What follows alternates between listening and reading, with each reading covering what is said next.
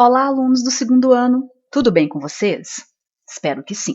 Vamos iniciar a semana 4 do PET volume 3 de língua portuguesa. E nessa semana 4 nós vamos trabalhar o tema gênero graphic novel, né, que é como se fosse uma história em quadrinhos, porém é uma história em quadrinhos não como as convencionais, né, da Turma da Mônica. É uma história em quadrinho em que é uma adaptação de gêneros literários, né, dos gêneros aí que os professores pedem aí no ensino médio, né, para vocês lerem e que caem nas provas, né, nos vestibulares, no Enem. Então vamos lá. Olá, estudante, como vai? A semana 4 começa agora e vamos tratar nela sobre um gênero literário bem legal e divertido.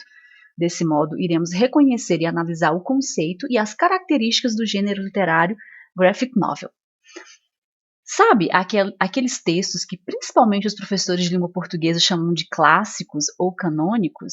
Obras como Dom Quixote, Miguel de Cervantes, Os Lusíadas, Luís de Camões, Triste Fim de Policarpo Quaresma, Lima Barreto, Dom Casmurro, Machado de Assis, entre outros. Às vezes, em uma atividade escolar, é necessário que façamos a leitura desses ou de alguns outros clássicos. O ponto a que quero chegar é o seguinte: existem adaptações desses cânones, os quais chamamos de graphic novel. A tradução literal do termo inglês graphic novel é histórias em quadrinhos. Ah, professor, isso tudo para falar de história em quadrinhos? Calma, não estou falando de uma história em quadrinhos comum, como as da Turma da Mônica, que bem conhecemos. Graphic novel retrata uma história mais longa e densa, semelhante aos romances literários e outros textos em prosa. Portanto, é um romance com toda a sua complexidade de narrativa e personagens, contada por meio de quadrinhos. Então, isso aí que é o graphic novel. Por isso, é comum vermos graphic novels de textos clássicos de nossa literatura. Neste gênero literário, a mensagem não é construída somente pelas palavras, pela escrita, mas também pelas imagens e ilustrações presentes. Desse modo, a presença da linguagem verbal, da não verbal e da híbrida são constantes. Porém, a híbrida é a predominante. Então, no graphic novel, você vai encontrar a linguagem híbrida, que é a linguagem mista. O que é essa linguagem mista? Você vai encontrar a linguagem verbal, que é a escrita, e a linguagem não verbal, que são as imagens, né? Que é composta, a linguagem não verbal é composta por imagens, símbolos, gráficos. Então, o que fala aqui sobre a linguagem verbal? É expressa por meio das palavras escritas ou faladas. Então, não fume. Está dando aí tem uma expressão, né? Tem uma frase e que está escrita, então é a linguagem verbal. A linguagem não verbal utiliza imagens, gestos, posturas, ilustrações, placas para expressar a mensagem. Então, nós temos a mesma mensagem da linguagem verbal, porém, ela está em símbolo, né? Uma placa, uma imagem, não tem palavras. Esse círculo com esse traço no meio, vermelho, indica proibição. E nós temos aqui a imagem do cigarro, então proibido fumar, não fume. E a linguagem híbrida. A palavra híbrida, né, é uma palavra que a gente vai usar agora, né, nesse novo ensino, que algumas turmas já estão iniciando de forma presencial, mas também vai ter o ensino remoto, né? Então, é a híbrida, é o ensino híbrido, é a mistura, né, a junção do ensino presencial com o ensino remoto. E a linguagem híbrida é a junção da linguagem verbal com a linguagem não verbal, né? Então, também conhecida como mista, apresenta a linguagem verbal e a não verbal em sua composição. E aqui nós temos, né, uma imagem em que tem a figura, né, do símbolo do proibido, do cigarro, e também não fume, né, da frase não fume. Então, aqui nós temos a linguagem híbrida, né, a mistura das duas, da verbal e da não verbal. O processo de adaptação de um romance para uma graphic novel exige muito de seus autores. Para ilustrar esse processo, vamos ver um exemplo. João Romão foi, dos 13 aos 25, empregado de um vendeiro que enriqueceu entre as 4 paredes de uma suja e obscura taverna nos Refolhos do bairro do Botafogo. e tanto economizou do pouco que ganhara nessa dúzia de anos que, ao retirar-se, o patrão para a terra lhe deixou em pagamento de ordenados vencidos, nem só a venda com o que estava dentro, como ainda 1,5 conto em dinheiro. Então, esse trecho é retirado do texto, né, do romance O Cortiço, escrito por Aloysio de Azevedo, e aí tivemos uma adaptação, né, no modelo aí graphic novel. Por quê? Nós tivemos aí a imagem, né, e tivemos também a escrita. Né? Nós temos a escrita aqui junto com a imagem, é como se fosse um quadrinho, né, o graphic novel. Quem adaptou foi o Ivan Jeff, né? Veja que interessante a forma como Ivan faz a adaptação do trecho do romance O Cortiço, escrito originalmente por Aloysio de Azevedo, por meio da linguagem híbrida, né? Ele fez a mistura aqui da linguagem verbal com a linguagem não verbal. Jeff consegue passar a mensagem tal como ela foi apresentada por Azevedo. Então, ele fez uma adaptação aqui da escrita e tentou mostrar, né, a imagem, o João Romão, né, deitado, e eu vejo que seja o balcão aqui da venda, né, um ratinho aqui, algum saco de algum produto que ele vende, e aí deitado no balcão da venda, né, que ele, João Romão trabalhou dos 13 aos 25 anos numa taverna no bairro de Botafogo, acabou recebendo a venda como um pagamento dos salários atrasados. Então, resumiu o que estava escrito acima e ainda ilustrou, né, com uma imagem. Agora que já vimos um pouco sobre o assunto, vamos fazer uma atividade de fixação? Então vamos lá. Os emojis, número 1. Os emojis foram criados em 1999 pelo designer japonês Shigetaka Kurita, com o intuito de aprimorar a comunicação da população japonesa. Sobre essa linguagem é correto afirmar. Então, vamos marcar a alternativa correta. Então, tem aqui alguns emojis, né, que vocês já conhecem. Esse aqui vocês são craques.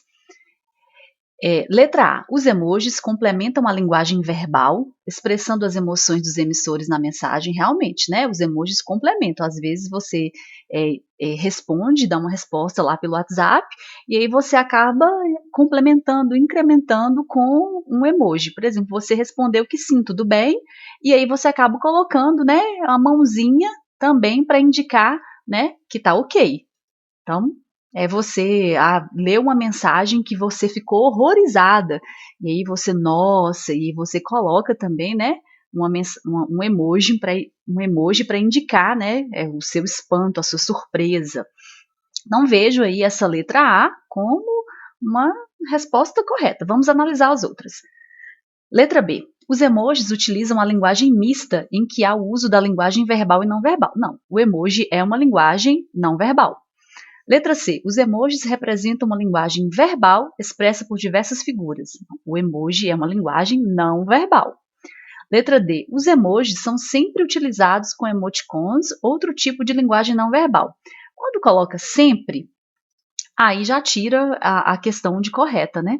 Porque você pode usar apenas o emoji, né? Não precisa utilizar com outro tipo de linguagem não verbal. E a letra E. Os emojis são essencialmente uma comunicação linguística expressa pela ordem das palavras. Não tem palavras nos emojis. Então, vejo aí como resposta correta a letra A. A número 2. Sobre a linguagem verbal e não verbal é correto afirmar. Letra A. A linguagem verbal e não verbal são duas modalidades de comunicação que nunca são empregadas juntas. Retira, elas são empregadas juntas, elas podem estar juntas, porque nós temos aí a linguagem híbrida, né, que é a linguagem mista. A letra B, perdão, a letra B, a linguagem verbal representa a linguagem formal, enquanto a linguagem não verbal é representada pela linguagem informal. Não, a linguagem verbal, ela pode ser representada tanto pela formal quanto pela informal. Tá? Não tem essa distinção, não. A letra C, a linguagem verbal é sempre culta e segue os padrões da gramática da língua. Não é sempre culta. Né? A gente pode utilizar da linguagem informal na linguagem verbal. A letra D. A linguagem não verbal não pode ser realizada nem com fala, nem com a escrita. Realmente, a linguagem não verbal, ela não pode ser utilizada através da fala e nem da escrita, ela tem que ser utilizada através de imagens, né? É o que fala. Vamos voltar aqui no material do PET. O que fala da linguagem não verbal? Utiliza imagens, gestos, posturas, ilustrações, placas para expressar a mensagem. Então, não se usa palavras na linguagem não verbal, tá? Não se usa. Então, o que tem escrito aqui na letra D, né, é correto, né? Não pode ser realizada nem com fala nem com escrita, tá correto? Que fala sobre a linguagem não verbal. Então, seria aí a resposta correta. O que fala na letra E? A linguagem verbal, perdão, também pode ser chamada de linguagem mista, pois utiliza diversas variantes da língua. Não. A linguagem mista é composta da linguagem verbal e não verbal. Tá aqui também no material. Então, o que é a linguagem híbrida, né, também conhecida como mista? Apresenta a linguagem verbal e a não verbal em sua composição. Então, vimos aí que na número 2, a resposta correta, né, letra D. E a número 3? Agora vocês vão usar da criatividade de vocês. Abaixo, você verá a apresentação de outra importante personagem de O Cortiço, é a Bertoleza. O que fala sobre a Bertoleza? Também trabalhava forte, a sua quitanda era a mais bem afreguesada do bairro, de manhã vendia angu e à noite peixe frito e iscas de fígado. Pagava de jornal ao seu dono 20.000 réis por mês. E, apesar disso, tinha de parte quase que o necessário para a alforria. Um dia, porém, o seu homem, depois de correr meia légua, puxando uma carga superior às suas forças, caiu morto na rua ao lado da carroça, estrompado como uma besta, também retirado do cortiço, né? Se você fosse o autor e tivesse que reescrever o texto adaptado para graphic novel, como ele ficaria? Quais informações do texto original você acrescentaria? Reescreva o texto com as mudanças necessárias. Então, vocês vão ter que fazer uma adaptação aqui do texto, né? Tentar simplificar, e vocês vão acrescentar imagens, né, para que represente a adaptação aí que você fez.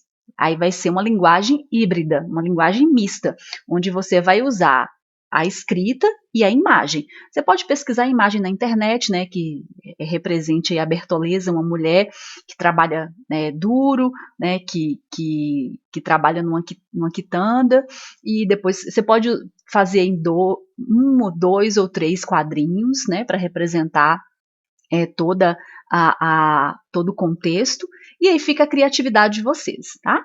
Então, terminamos aqui o PET 3, a semana 4 do segundo ano de língua portuguesa. Espero ter contribuído com vocês. Fica aqui meu forte abraço e até a próxima semana.